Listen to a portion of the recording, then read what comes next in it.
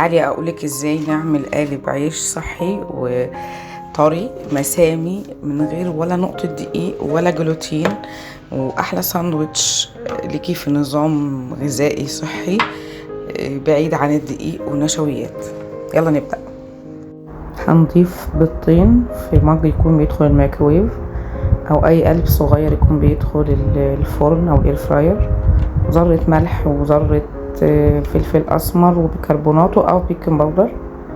هنحط لكل بيضة معلقتين طحينة خام. انا حطيت 4 بس انا صورت بس 2، يعني انا برا الفيديو كملت الكمية.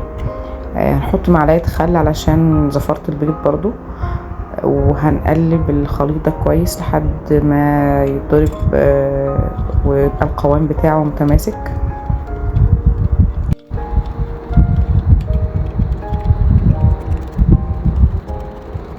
كده وصلنا للقوام اللي انا بقولكوا عليه، بيبقى كريمي شوية.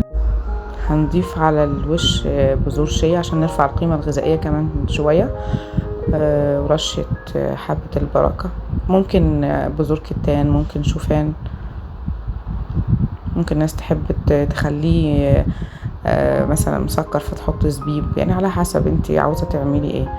هندخله الميكرويف بالظبط على 3 دقايق على برنامج التسخين. 3 دقايق هيكون استوى، وهنطلعه نطلعه من القالب ونسيبه يبرد شوية. انا قطعته بسرعة عشان الفيديو، لكن احنا المفروض نسيبه شوية لما الحرارة تهدى. طعمه مقبول جدا، جربوه ان شاء الله يعجبكم. بألف هنا.